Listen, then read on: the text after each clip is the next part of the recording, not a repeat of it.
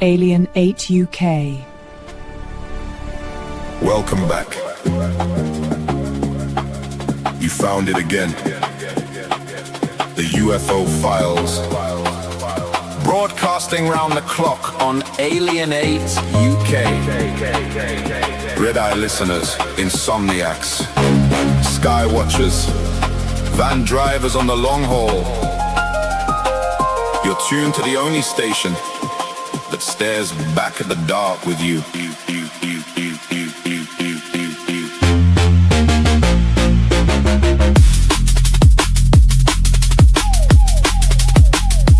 24 hours, we circle the same old questions. Lights over the north, shadows over the south. Phone lines open, headphones on, blinds half drawn. I got case notes spread like takeaway menus. Highlighters bleeding through until sunrise. Coordinates scribbled on coffee stained napkins from a truck stop somewhere near the East Coast. We don't do jump scares here, we do the long stare out the window at 3:33 a.m. when the estate's asleep and the sky feels too crowded. You call in with that voice, half whisper, half dare. First time chatter, long time watcher, and the hairs rise on every neck in frequency range. Maybe it's satellites, maybe it's stories we tell, so we're not alone in these flickering terraces and rented rooms. Either way, keep your dial right here. This is the UFO Files. Alien 8 UK. All night, every night, every night, every night, every night, every night.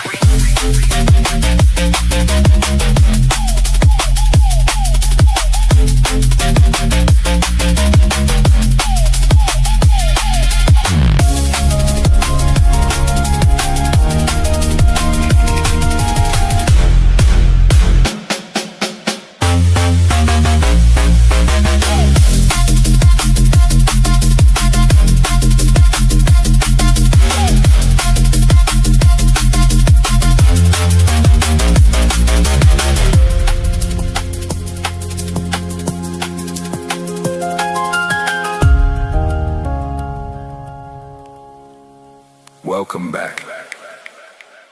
Signal acquisition initiated. Cross-referencing anomaly archives.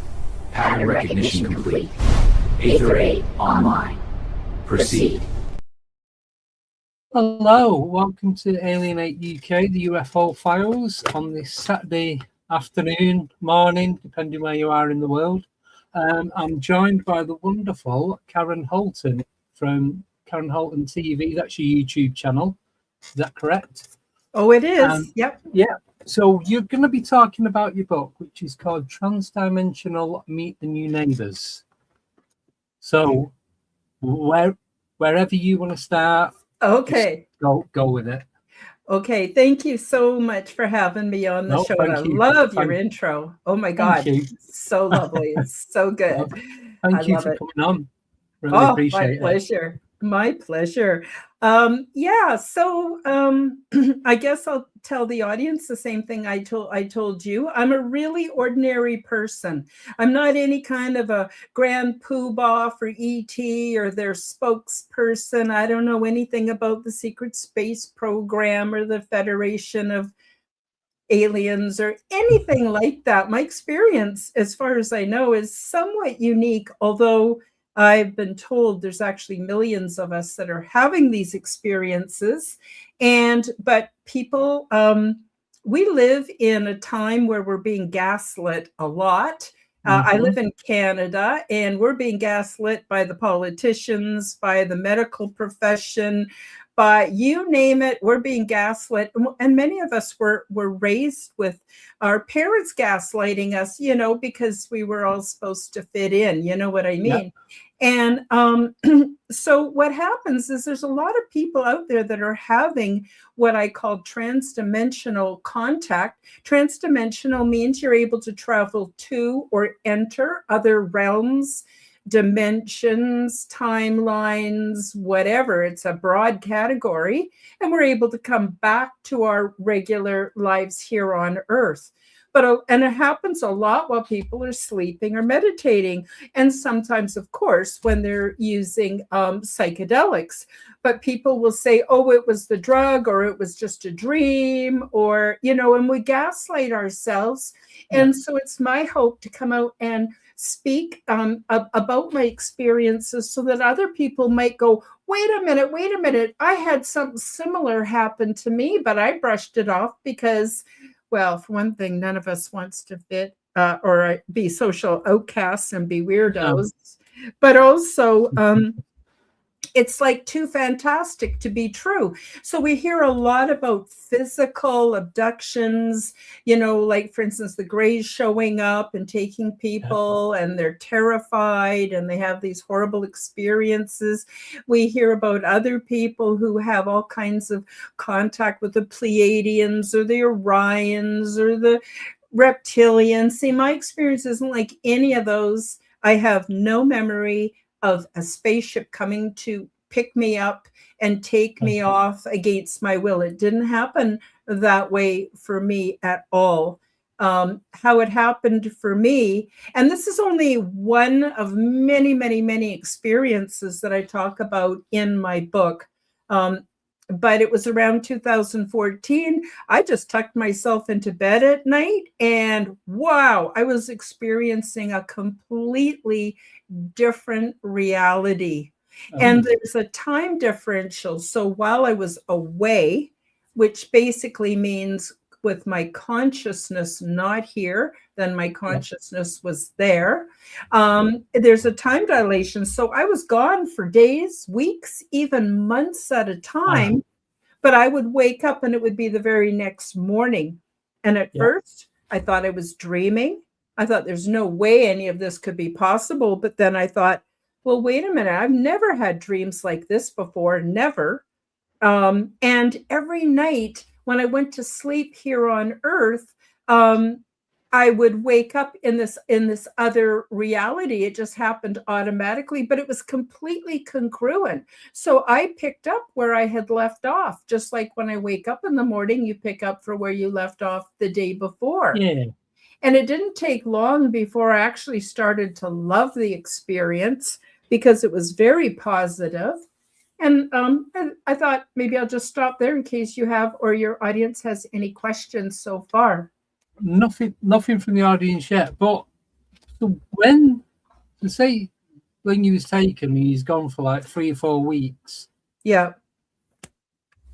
How could you tell it was that amount of time? Was it like day and night while you was there? No. Okay, so let me tell you, give you some context, okay? Yeah. So I would go to what I call the big ship. Now, I don't have concepts or language for any of this. So I'm reaching into my own perceptual arena, choosing words and concepts the best I can for me to share this information with all of you. So please keep that in mind. The big ship would be what a lot of us would think of as a mothership, massive, holding millions of beings. And these are super common, super common.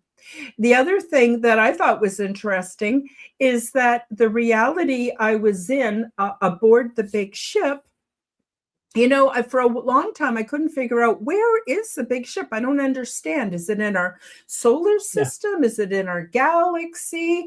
Is it within the universe? Like, what's going on? And then I realized that it was a transdimensional experience, which means that the big ship sits in an interdimensional envelope. And let me describe for you a little bit better what those words might mean, because I want to give a visual idea to your audience, okay?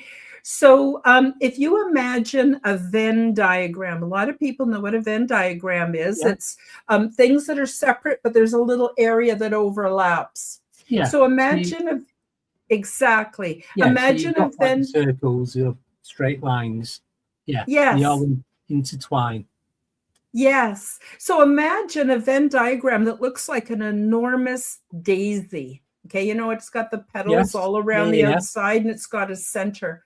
Okay, imagine that each of those petals is a different position within transdimensional reality. So it might mean a different timeline. It might mean a different dimension. It might mean the spiritual realms. It might mean a different position within the multiverse. Like the possibilities are endless. So imagine each petal is another one of these realities, and the center is where they all come together and can interface. And that's where the big ship sits. So beings can come and go from all different realities, and we can learn, we can share, we can have experiences.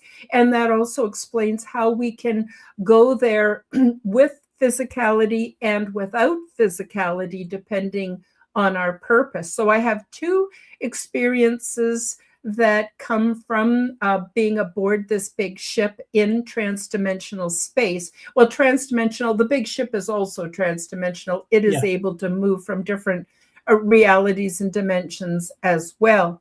But I have two functions. One is as an exopolitical ambassador, which means that I go there etherically, generally when I'm sleeping, but sometimes when I'm meditating, and I meet with other souls who are also etheric or non-physical, and it's about information gathering, because the beings aboard the big ship want to know, what is life like on Earth from our ordinary perspective?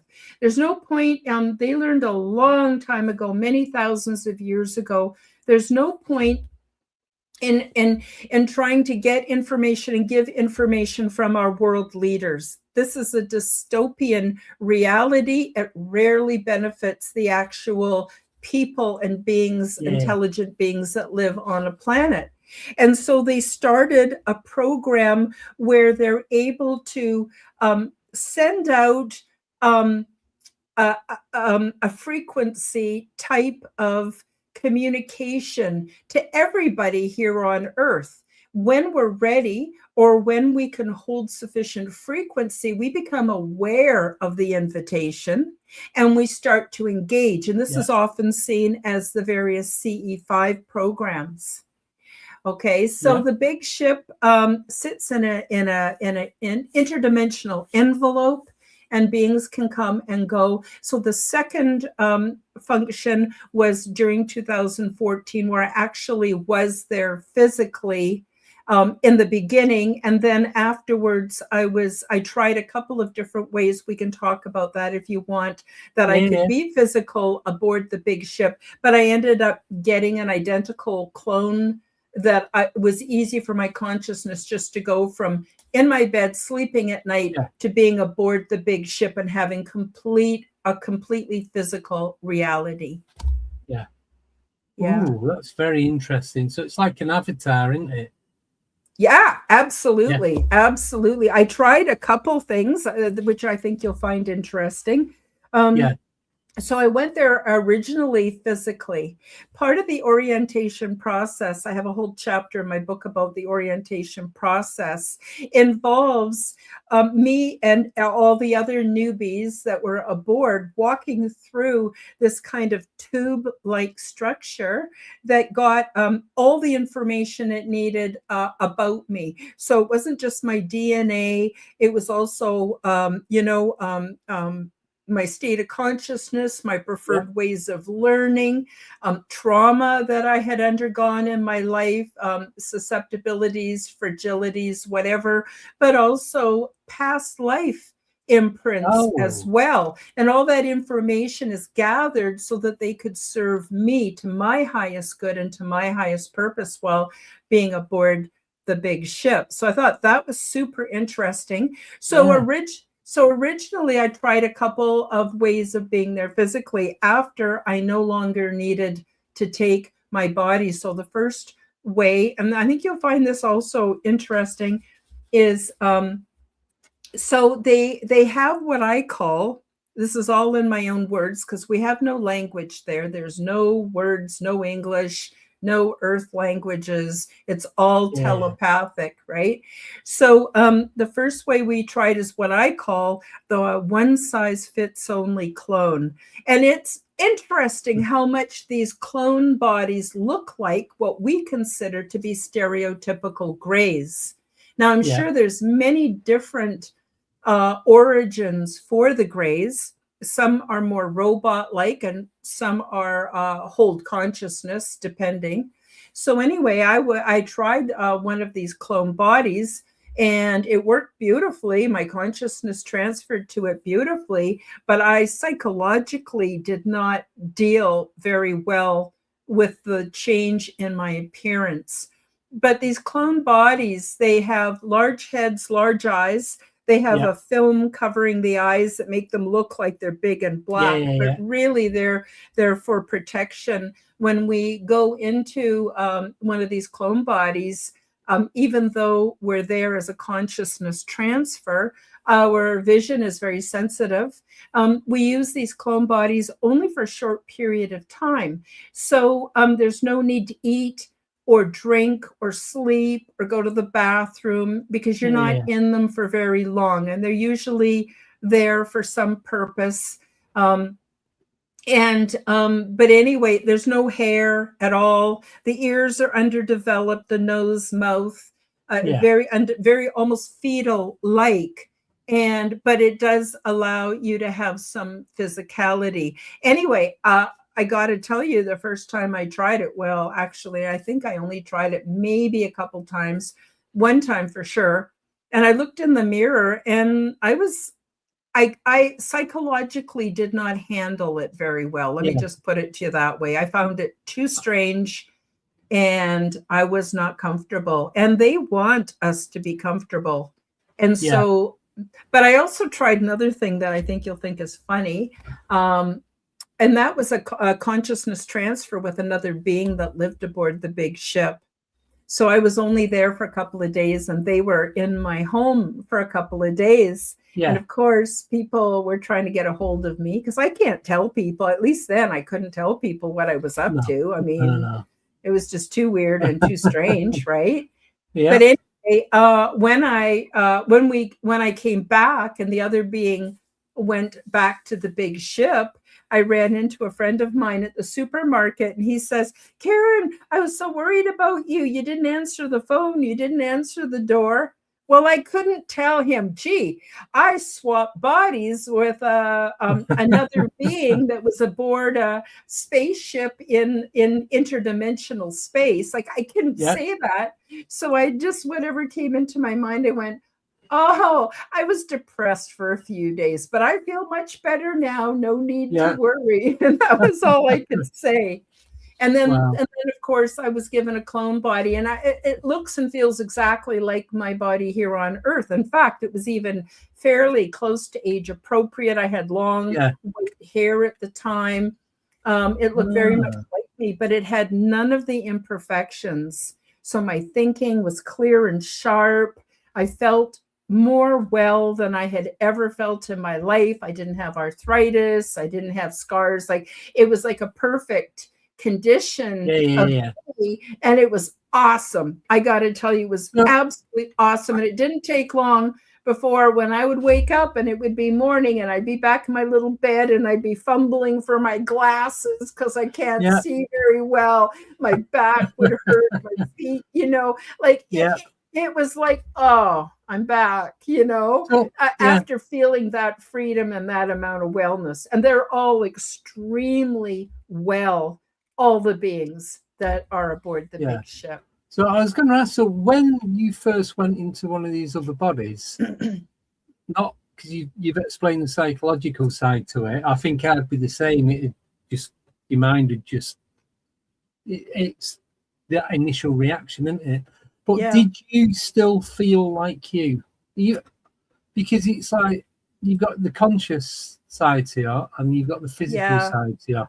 So because you're not in your own physical body, how did your conscious self feel before looking in the mirror, before seeing yourself? Did you still feel like you was you? Yes and no. Like, I was aware that my body looked different. I looked down, my hands, everything was different. I went, and it was just strange. So I had a bit of an adaptation. But when I looked in the mirror, I discovered something really interesting. And I think this is true for all human beings, is we don't have the best self-esteem. So we create lies about ourselves. We create lies. Oh, I'm a handsome looking man, or, oh, I'm not that, I'm not ugly. And, we create lies make to yourself boost. feel better. Exactly. And what happened when I was in the clone body is all that was stripped away. I had no privilege whatsoever. I wasn't a white woman. I wasn't older. I wasn't it was all stripped away. And that was a real shock. And that really gave me some amazing insight into the psychology of being human on Earth today, and showed me where I needed to make adjustments in my thinking and my opinions, and get to that place where I don't need to bolster up my ego, by telling myself lies. You know what I mean? So that I thought you'd find interesting. Yeah, because a couple of people have told me about the clones and what have you, but I'm not really gone into detail like you have. But then, so the next question about the clones is the clone body. Does it? It might sound like a stupid question, but I just need to ask: does it have a shelf life? I would say the ones that are the one size fits all, yes. Yeah. And I don't know how they were created. I don't know if they were synthetic, biological. I have no idea. And I don't know what they did with them after we're finished using them. God forbid. I hope they don't reuse them for another being. That'd be kind of creepy. But I didn't know, and I didn't ask. It was like, I don't want to know. But when I was in my duplicate, my exact copy, no, I felt completely at home. I just loved it. When using the small grey, if you wanted to, would you be able to eat and drink and go to the bathroom and do stuff you'd normally do as you are now? Does some of them parts not work in the small grey? Well, it depends on the gray. Like, for instance, I believe that there are we call them grays because they look similar. But really, the only thing they have in common is that their skin doesn't have the pigment to reflect light that's in our visible spectrum that we're able to see. Doesn't mean they don't have color. It's just we can't see it. So we call them all grays. So I believe some of what we call grays are actually beings from other worlds. I think some of what we call grays might be even indigenous to Earth, been here maybe longer than humans. Some of what we call grays are biological robots. And so depending on where they're from and what they are would depend on what they would need. So the more like the ones that are more like biological robots, they don't have a digestive system. They don't need any of that. And I believe those are very temporary. Now, there are other grays which are actually hold the consciousness of another being that's not even here. You got to understand the 3D is very misleading. You're outside of time and space with a lot of the phenomenon. So it's like you've got like having VR glasses on, I guess.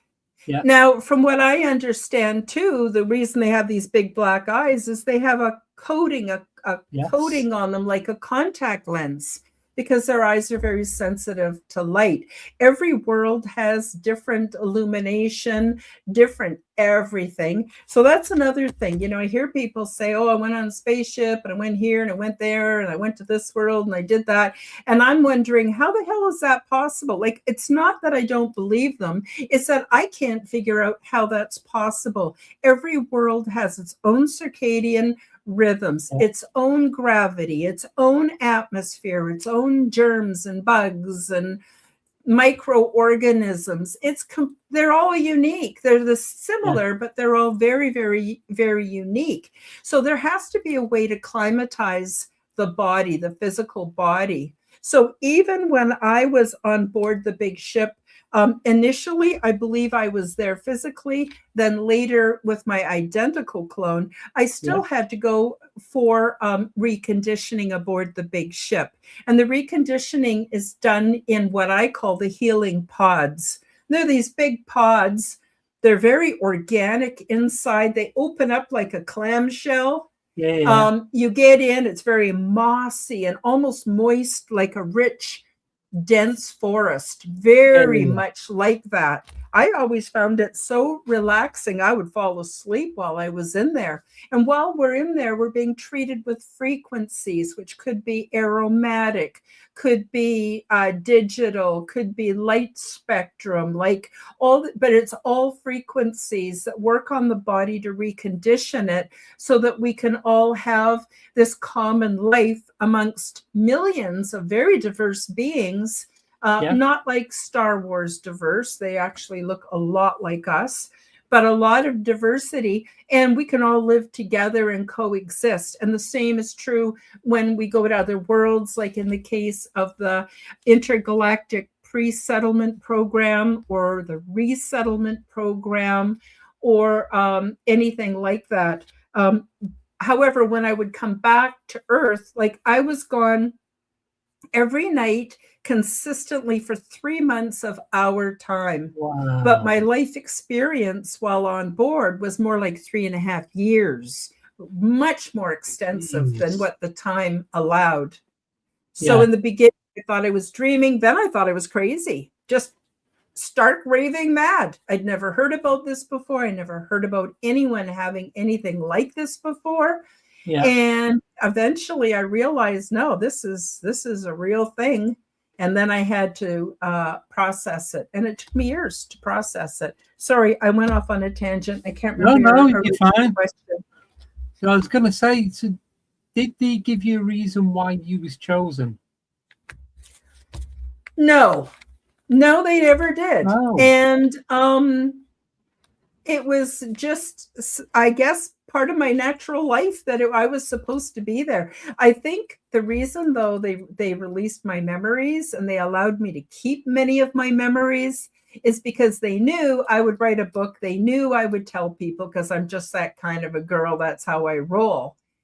Most people come back and they don't remember. They don't remember for a whole bunch of reasons. But one reason is we're meant to be here as humans in the 3D for what I believe is soul evolution, to learn, to thrive, to advance ourselves. And if we're constantly thinking about another life and another reality, that could mess up with that.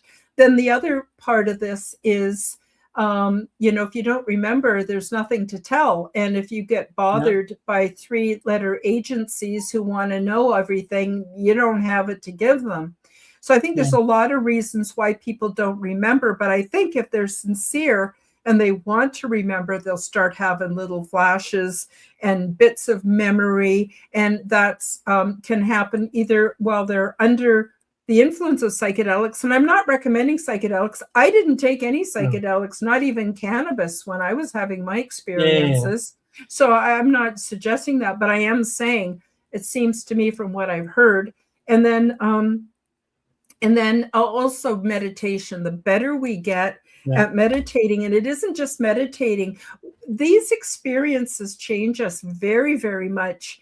And we start looking at everything differently. So I had to change my diet, I had to change my social patterns, I had to change so much about my life, and then allowed me to hold more frequency, that in turn helped me to remember more and understand what happened to me more and more. Yeah. So how long ago did this start? Do you know roughly, or have you got an exact time on this? No, it was in 2014. It started. Yeah, sorry, you did say. In the early summer. It ended in the fall. It started and ended very abruptly with no warning whatsoever. I didn't have all my memories at the time. I still don't have all of my memories, but I have enough. And yes, definitely very much like a stream. One memory leads to another, which leads to another. And like I said, it only happened at night. That's why I thought at first I was dreaming. I didn't know what was going on. Never heard of anything like this before. And then it abruptly stopped. And I've only been back once since. It was in 2020. I have an unseen spiritual mentor. I call him Bob the Gray because he looks like a gray. Yeah. And he helps to release memories, answers questions, but he's been my spiritual mentor ever since I had my awakening. And I had my awakening before I had my extraterrestrial experience. Wow. And so that's how I was able to do it. Like I said, I still don't have all my memories. And when I go to the big ship, okay, I should separate this. As I explained in the beginning, I have two ways. I went there aboard the big ship, had a physical experience, but I also go as an exopolitical ambassador where I'm there etherically. And the etheric experiences, the ambassadorship experiences happened before, during, and ever since my time aboard the big ship. That's ongoing. And I often don't remember what exactly we talked about or what I did or what the purpose was. And that's a protection for me so that if three-letter agencies show up, I got nothing to give them. It's a protection. Yeah. Right? So I got to differentiate between those two different experiences, but involved with the same beings and the same big ship. Yeah. So why do you think they contacted you? Do you have any ideas? Yeah, or... I do. Okay.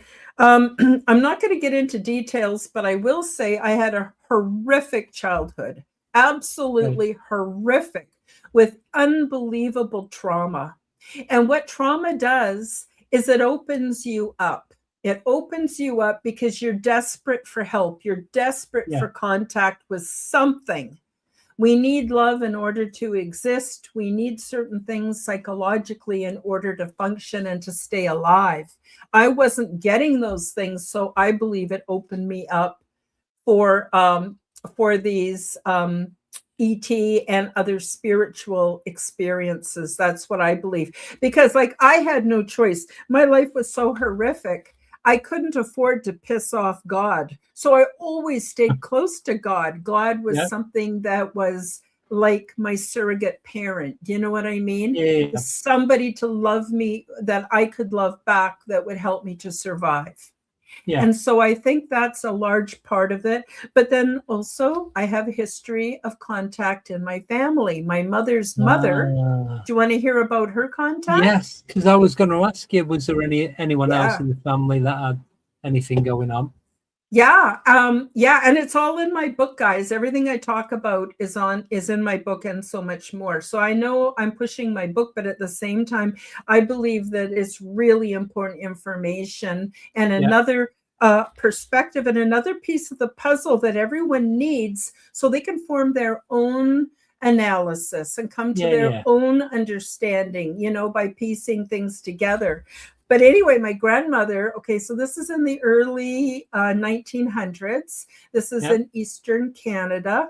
And as a small child, her parents both worked in a small logging camp that was out in the middle of nowhere in Quebec, Canada. They were, my grandfather anyway, he was French speaking. And my grandmother had nobody, well, I should say their parents. Anyway, she didn't have any friends to play with, and she was just a little girl in this logging camp. And I guess her mom was the cook and her dad did the whatever they did for logging back in those days. And she'd go out into the woods and she'd have these experiences that we would consider contact today. And she'd go back and she'd tell people about her friends. And of course, everyone just thought she had imaginary friends. But as she got older, although she didn't have physical contact by going off into the woods with these friends, she was able to maintain a telepathic connection throughout her whole life. And it helped her to become a healer and all kinds of really cool stuff that she was able to do. But she didn't identify it as ETs or aliens because that concept was completely foreign to her. They were just her friends that Yeah. she could hear them, they could hear her, she could communicate with them. And everyone, of course, as an adult, thought that my grandmother was crazy. And she also had psychic gifts. My mother was very gifted with psychic gifts, but my mom was spooked by the whole thing. And my mom married a man who, well, this is actually my stepfather, who they wanted to be upwardly mobile. They wanted to be accepted in the upper echelons of society. And so there was no talk. And my mother really suppressed her telepathic and psychic abilities to fit in.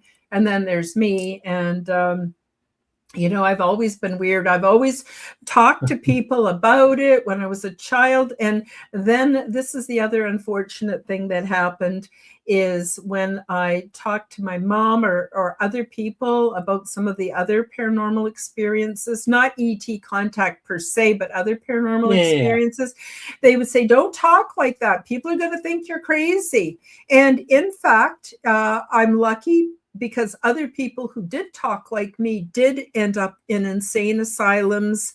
They were given psychosurgery. I go into the politics of that in my book as well. But I didn't have anything like that. I was able to have, well, as normal as could be life, even though there was aspects that are, I mean, I'm not going to get into it because I could be here all day, and it would be upsetting to the viewers too. So there's no point. No, fair enough. But I started going to churches and asking the pastors and the priests and the ministers. Oh, they freaked out too. They said, don't talk about that because you're opening yourself up to the devil. You're opening yourself up to demons. That's very dangerous. You know, stick to the Bible, all that kind of stuff. So here I had my choice growing up of being crazy or being evil, and I was neither. And so I was pretty alone with it. And actually, I kept looking in religion, and it actually wasn't until I left religion completely that I actually had an experience with what I call an angel or an angelic entity. And that was before my ET experience. And that's probably another whole show. But yeah. Wow. So how did you eventually come to talk about it? Was it setting up your own channel? Did you join a community or group or something? No, I'm not connected to really hardly anybody. But yeah, I mean, I am part of the Forbidden Knowledge news circuit or network with Chris Matthew, but besides that, I'm not part of anything because to be honest with you, I just don't fit into the paradigm of a lot of experiencers, at least so far. And a lot of them have a leader and they all have to agree with the leader, and I don't do that. To me, that's a little bit too much like religion for me, right? But what happened was, like I said, it literally took me a couple of years to unpack what happened to me aboard the big ship. During that time, I became a recluse. I could not deal with other humans and then the usual affairs and goings on. Plus, I couldn't really I tried talking about what happened to me. People just thought I was nuts. People thought I was on drugs. People thought I needed an exorcist. Like, it just was not helpful. So I stuck to myself and I just became very reclusive and did my own work, improving my health, my own psychology, my spirituality, doing research, into all kinds of hidden knowledge and all that kind of jazz. And as the internet got better and better, there used to be tons of shows on YouTube that you can't find anymore that were very, very interesting. And I processed my stuff and looked after my health. Bottom line, that was a full-time job for a few years. Then in 2017, I moved from the west coast of Canada to Alberta, which is one of the prairie provinces. And I just started I get telepathic knowings and downloads and all of that's really normal for me, but the message just kept coming out. Karen, you need to start talking about your experience. Now is the time to start talking about it. I started talking about it. Eventually I went on a couple of podcasts and got a good result from that, which encouraged me to keep doing so. And then eventually I started my own channel, my own podcasts, and interviewing other people with similar or not so similar experiences. And it just all took off. And then in not last year, but the year before, so it'd be 2024, I finally got my book finished and I got it published. And that's got pretty well everything in it that I remember. Now I know there's more, but maybe there'll be another book. I don't know. But at this point, book number 2. Pardon? There'll be a book number 2 coming out. Yeah, I think so. Well, actually, I do have a second book, but it's about the Greys, which I don't have a lot of experience with. So this is another thing that happened. I just published this book, Transdimensional, Meet the New Neighbors. I thought, oh man, oh my God, what a lot of work. I had no idea how much work it was to write a book and edit it and do everything myself and get it published. It was a lot. And then all of a sudden I started getting this urge to write a different book. So I always follow my urges. I always feel that they come for a purpose. And it's just, and so I started working with a really old AI model that is not very good at all. And for some reason, the AI model, and this is just at the very beginning of 2025. So AI wasn't even then what it is now. And I started coming up with these images of the Greys, different kinds of beings that look like they could be the Greys. And I thought this is very interesting because the AI model somehow tapped into something I can't explain to give me these beautiful images. So what I did was, because I don't have a lot of experience with the Greys, except for my friend or my mentor, Bob the Grey. I call him Bob the Grey. That's not really his name, but he doesn't care. They don't care. These higher beings, they're not picky about semantics, you know. They go by the love you have in your heart. And so what I did is I reached out to other people like Dolly Saffron, the Kinsella twins. Mention her. The Kinsella twins out of England, Preston Dennett. Anyway, so there's like 8 people. I got them each to write a page of information and submit images if they wanted to. So like Dolly, she submitted an image of Mama, who is her contact with the Greys. Aboard. Okay. And so that first 2 chapters are my experiences with ETs in general, my experience with Bob the Grey, and then each of my friends, their information. But only the first 2 chapters have writing. The rest of the whole book, and it's a bigger book, has over 250 images of the Greys. And the reason I needed to get this book out was because I knew we were very close to full disclosure. And people are going to freak out when they see other humanoids that don't look exactly like us. So now they have a book. It's actually called Transdimensional 2, Meet the Greys. There's a book that people can go through, and they can, even though they're not exact images, they could go through and get familiar with other beings that don't look exactly like us. So when the full disclosure happens, they're not going to be freaked out going, oh my God, we're being invaded. You know, like they'll be more grounded. And it's important for people to stay grounded because they need to keep their critical thinking skills. They need to stay grounded. And there's going to be some freaky stuff coming that we may or may not even imagine. And so the second book helps them to just to get an orientation on. It's also a great book. People can go through it with their kids. There's nothing scary in there. It's just images of beings that look quite a bit different than us, and they don't have the pigment. That's the only thing they all have in common. They come from many different origins. Sorry, I didn't mean to take you off onto my second book, but there will be another book, I think, with more about my transdimensional adventures. Yes. But you Short said answer. when you said you get these urges or you get these thoughts, does it feel like telepathy, or is it like you say you lay in bed and you wake up, it's like, oh, I know what I need to do now. I need to do this. Is that Yeah. how it Yeah, right? very much so. I got to tell you what telepathy is like for me. Now, I had to actually study and learn telepathy aboard the big ship, and it took Yeah. me some time to get any kind of mastery over it. So people think that when you have telepathy, you can just read someone's mind or you're just going to broadcast your thoughts. That wasn't how it worked for me at No. all.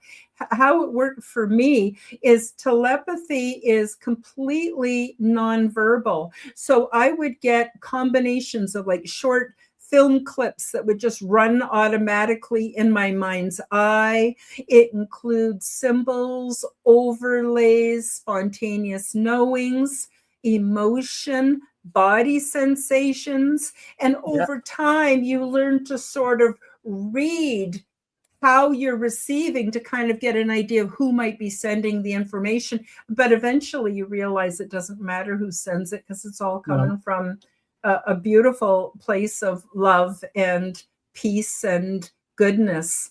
And so that's what telepathy is like for me. And the hardest part about telepathy was a technique that I call shielding, where the beings aboard the big ship, they are able to keep their private thoughts private.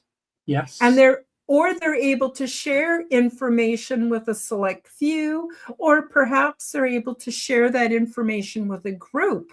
But you need to learn how to tune it so that you're doing it. And you don't want to just have all your dirty laundry pouring out. That would not be loving. No. That would not be appropriate. So learning to do shielding, I found very difficult. I have no problem broadcasting in a very sloppy, loud way to everybody.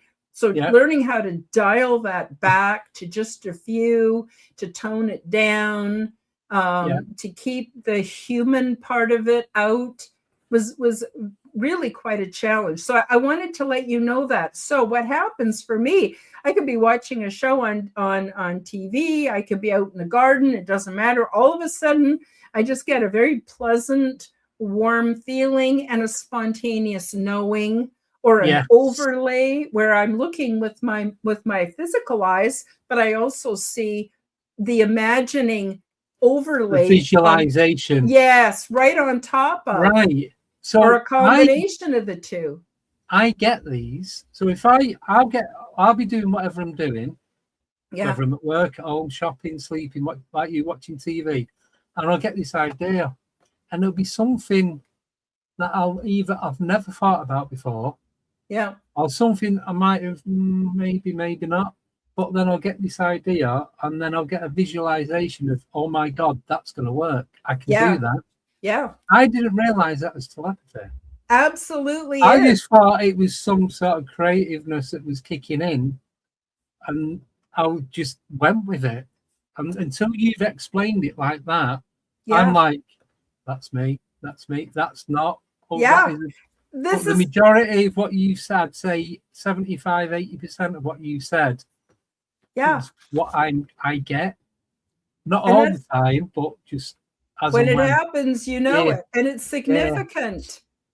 And my guess would be you're someone who's done is working on your personal stuff and trying to be a better human being and raising your frequency, and that totally fits. So my ET friends, they're like broadcasting interdimensionally to us all the time. It's not like I'm Karen, some special kind of person that she was chosen. No, just that what happened was I was able to tap into tap into the process, and it was a real thing for me. And then now I'm supposed to go on podcasts like this and my own and tell people, because they're all having it. I bet you in your audience, I bet you tons of them are also having these, but they didn't know what it was. They don't have language. I didn't know till now. I just thought, because I've been very creative from growing up, so I used to spend a lot of time at my grand's, and she did oil painting. She used to build stuff with matchsticks and lolly sticks, and she's making soft toys and all the time was pressing flowers, putting them in like for book cups and all that kind, doing anything and everything. She taught me how to paint, how to draw. I went to art college and all that, what have you. But then it got to the point where I just needed to get a real job and make some money. Yeah. So I quit college and then did that. But now through doing the channel, I've kind of got back into it. And I just thought it was me thinking of what to do next. And that's what was kicking in. Yeah. But now, because I have spoken to a few people about it and they often think about it to myself, it's like, why am I getting these thoughts? Where are they coming from? Because it's stuff that I've never, ever thought of doing before. Yeah. How can it just come out of, not literally come out of nowhere? I'll tell you, it is our God-given right to have these experiences. We have the technology in our physiology for this. We are built for that. We're not built to live in an artificial construct full of bullshit and where the 1% have all the assets and make all the rules. We're not built for any of this. That's an artificial construct.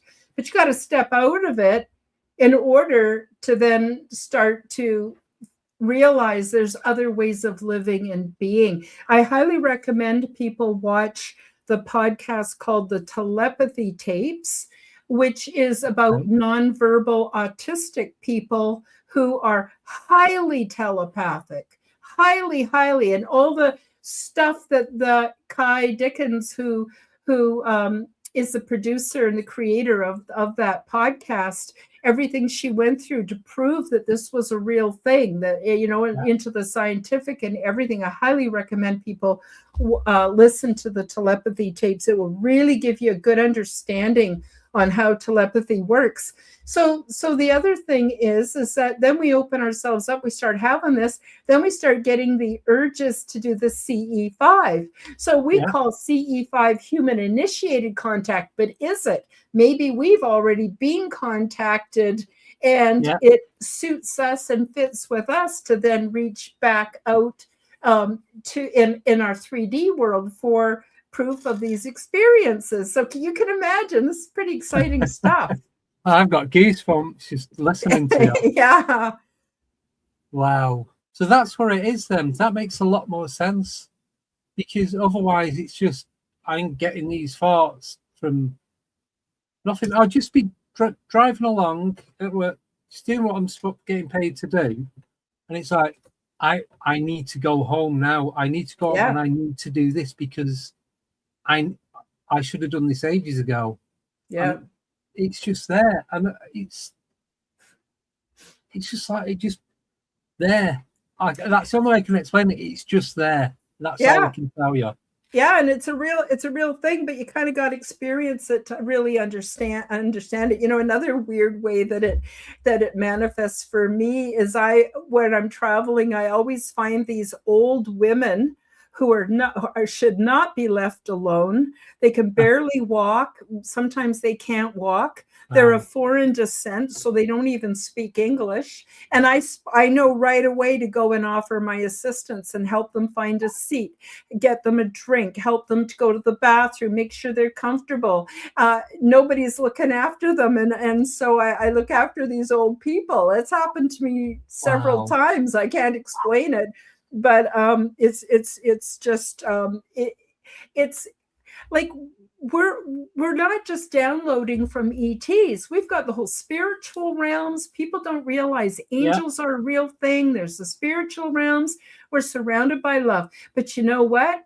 We are held back by, well, let me just put it this way. Our physiology has been dummied down and we're being held back. So we have such a narrow spectrum of the color spectrum that we're able to see. Very narrow little spectrum of sounds that we can hear. Very little spectrum of the electromagnetic that we sense touch, taste, and on it goes. It's like we're a bunch of blind mice all fumbling around in this beautiful world. Then, we do live in a simulation. Yeah, I believe in simulation theory, absolutely. But not like simulation where you plugged in and like the Matrix. No. That's not what simulation theory is. Simulation theory is that it's that we are basically Controlled. You go ahead. I'm sorry. No, I was just going to say it's more like we're controlled. We're told what we can and can't do. It's that everything's diluted. Yeah, we're not getting the full effect of what it should be. Yeah. Like you said. Not even close. We're not getting all the frequencies. We're not getting the sounds, the taste, the touch, the And, colours. and we're surrounded by other beings that have been here, some of them for thousands of years, some of them the same as us. I mean, that's where the alternate timelines are. That's where the different positions within the multiverse. That's the other dimensional realities, the other frequencies, the spiritual and angelic realms. Like I could go on and on and on and on. And we're not, but when we're ready, or when our physiology is at the right point, we start to tap into these things. And of course, we have religion telling us it's demons and it's evil and it's bad and stay away from it. That's because they want to maintain the construct. Yeah. And so I think really what we need to do is give the universe an inch and it'll return with a mile. Yeah. So I always say to people, ask for proof. If you're getting a download or you're feeling something, ask for proof. I do. I used to. Well, I don't anymore, but I used to, because I just didn't believe it. I had a hard time believing it. So it's not I didn't believe it. I just didn't understand it until now, until you said what you said. So glad you've come on. But it's like we talk about intent and manifestation and frequency quite a lot on the channel.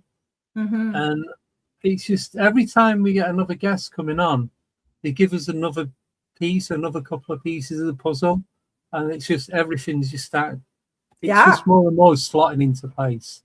Yeah, and then everybody takes these pieces from me and from everybody else, and then they fit the puzzle together how it suits them, what they're comfortable with, and it takes them on to the next place. So I really believe we're going through a huge transition point right now. And as far as the construct, what I call the construct, it's a rickety old cart, and the wheels are about to fall off. Need to get some new wheels. Yeah, so what we're going to do is we're going to build a new reality. That's what a lot of people call New Earth is coming. So I'm pretty excited about. No, but you don't want to hook up to anything that's man-made. I don't trust it, to be honest. Yeah, it's like Og's just put Elaine, one of the moderators. She's put someone is trying to control the narrative, and that's it. That's exactly what the simulation is. Yep. Yeah, it's a fake. It's all fake.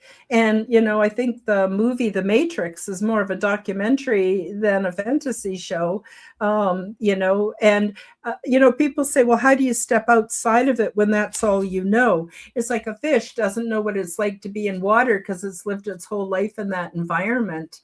And the same is true for us. So the way that you step out of it is little bit by little bit, seeing it for what it really is. That's the awakening process. You start to see that the world is not what you were told it is, and then you have to go through the shock and the adjustment and take care of yourself mentally and physically to get through that so you can stay well adjusted.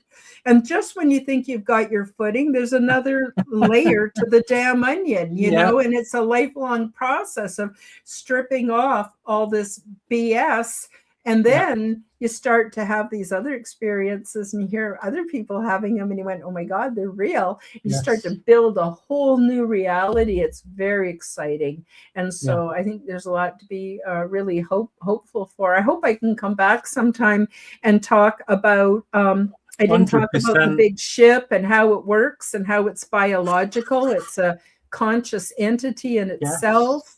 What resettlement looks like, is ET going to come and rescue all of us? Well, not exactly. And how that all works. I got a whole bunch. I could talk about the beings, what they look like, their culture, or you guys could buy the book and it's all there too. And I think so far, I'm really fortunate.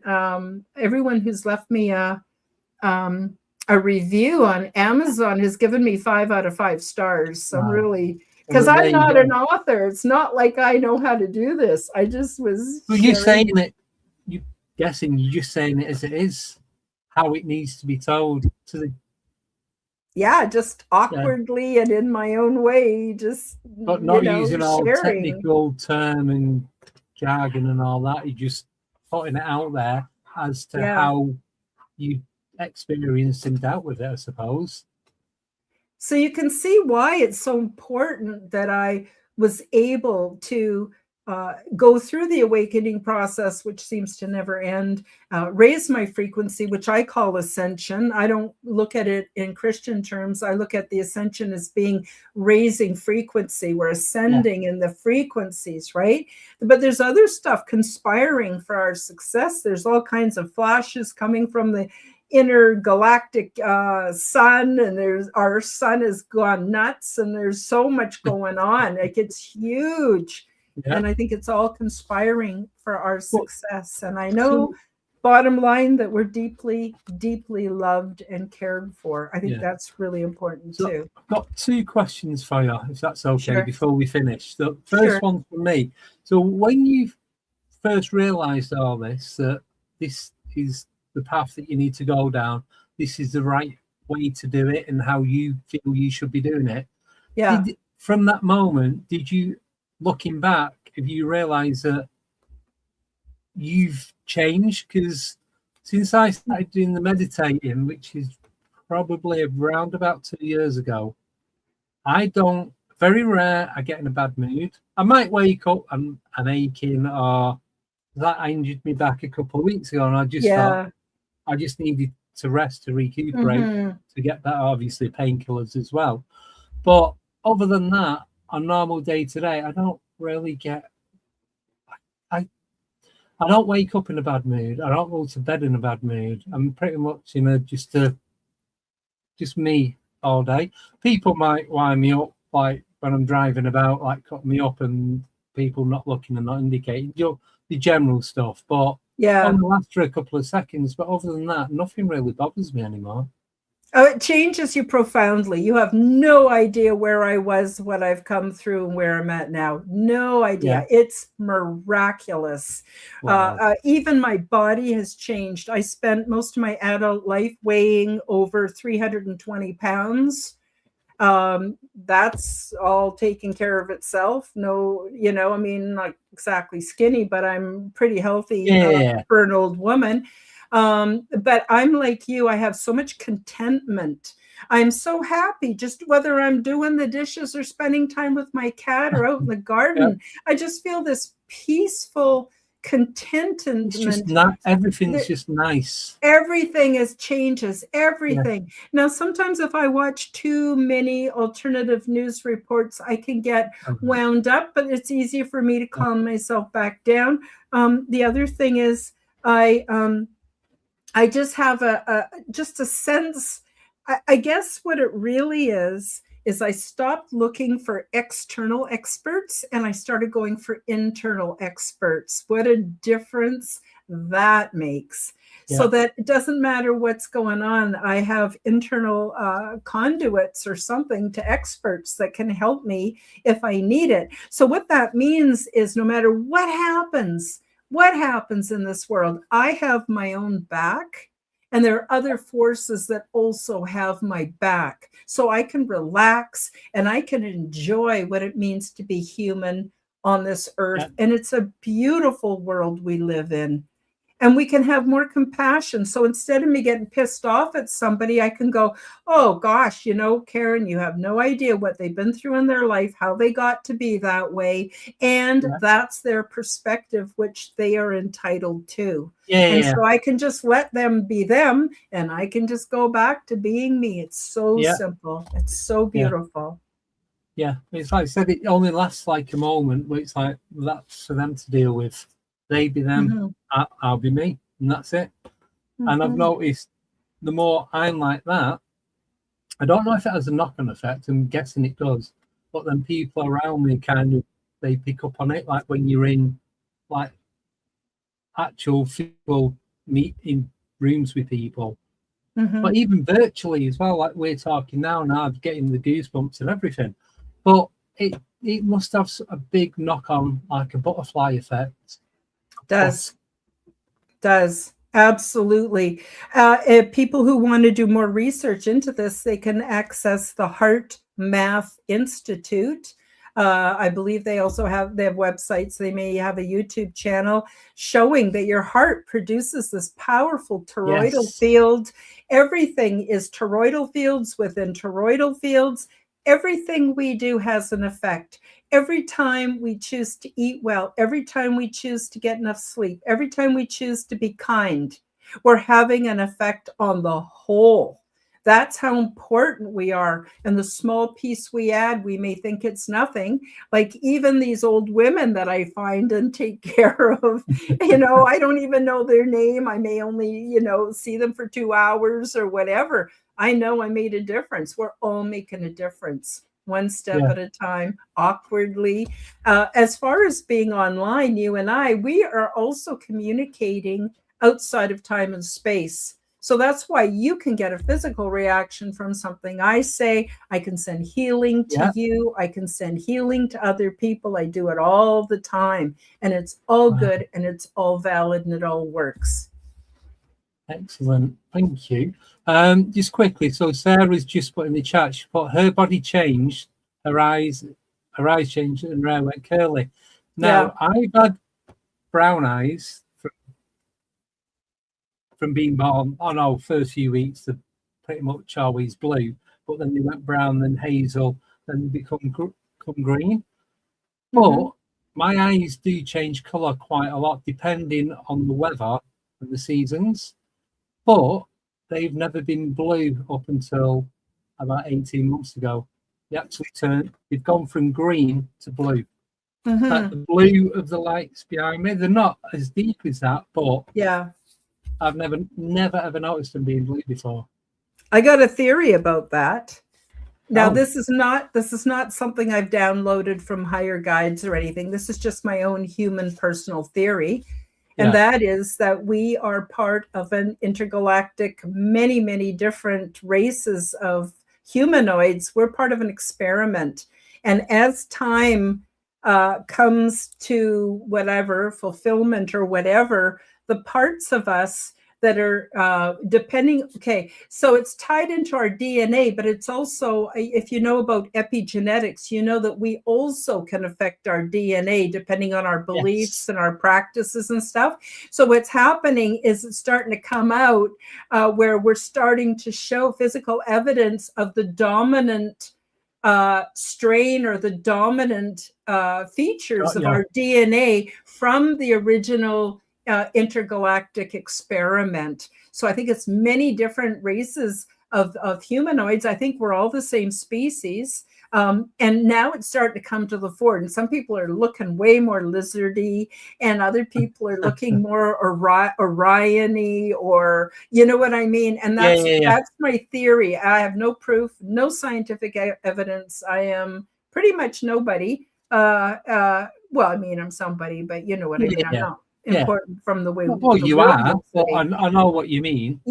And so I think that might have something to do with it. And again, it's all frequency. I mean, they can even transmit frequency on, like, say, frog eggs, and the frogs turn into lizards. They can do that in a lab.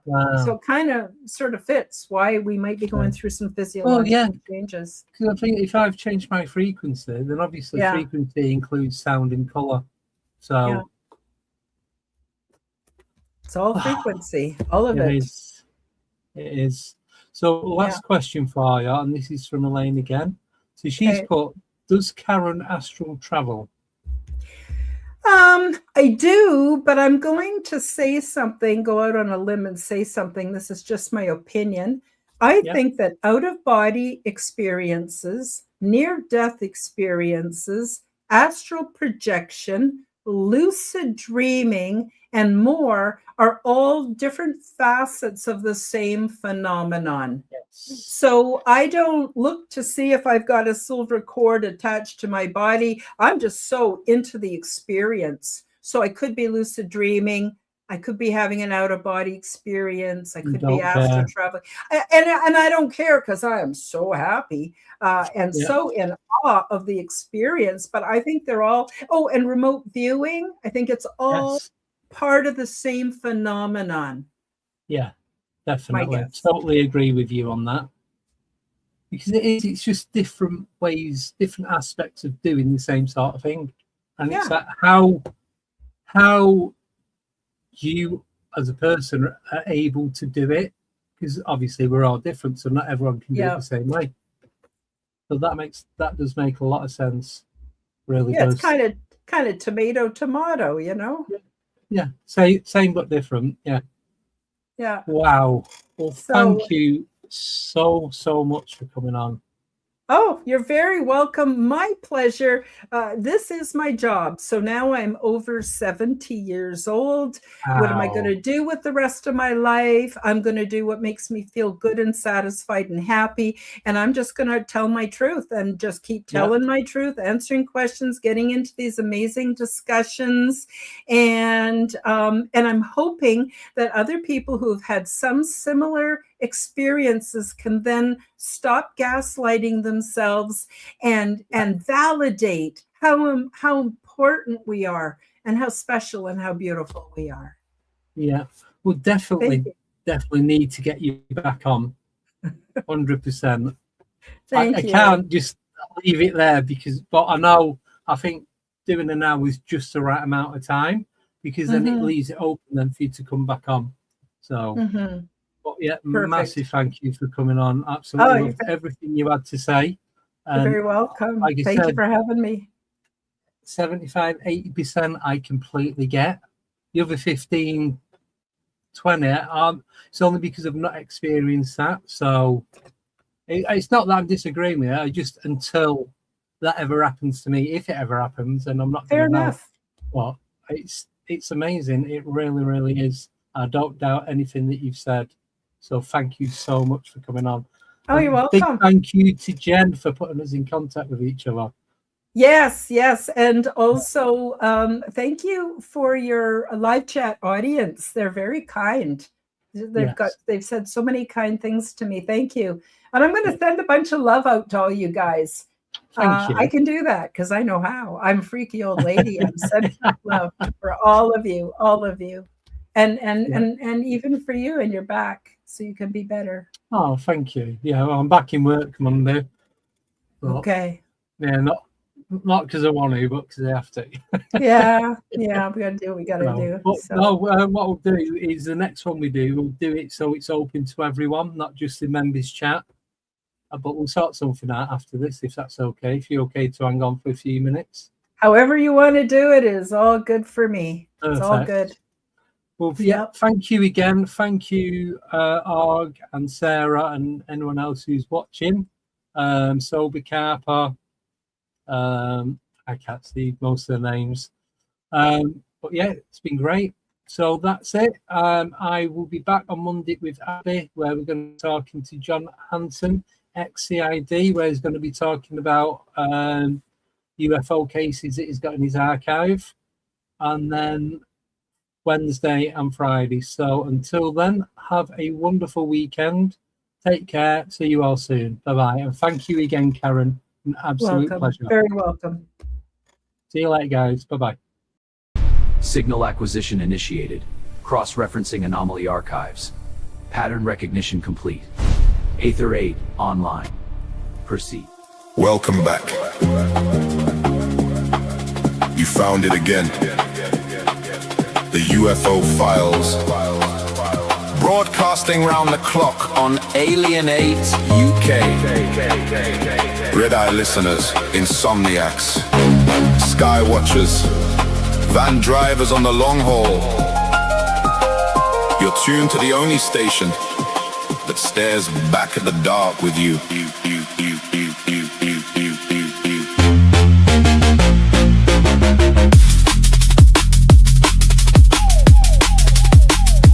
24 hours, we circle the same old questions.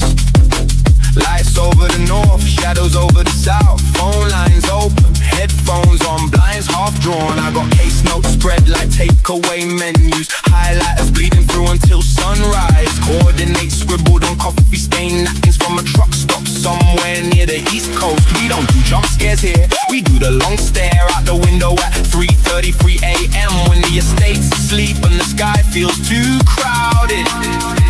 You call in with that voice, half whisper, half dare. First time chatter, long time watcher, and the hairs rise on every neck in frequency range. Maybe it's satellites, maybe it's stories we tell, so we're not alone in these flickering terraces and rented rooms. Either way, keep your dial right here. This is the UFO Files. Alienate UK. All night, every night.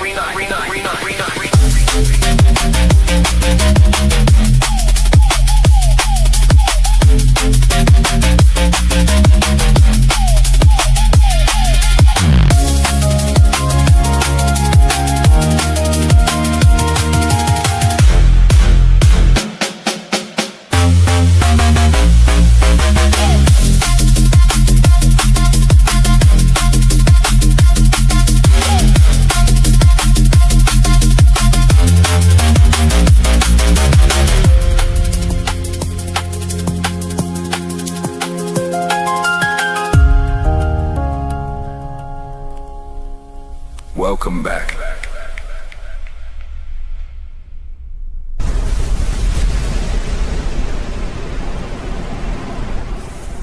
Alien 8 UK.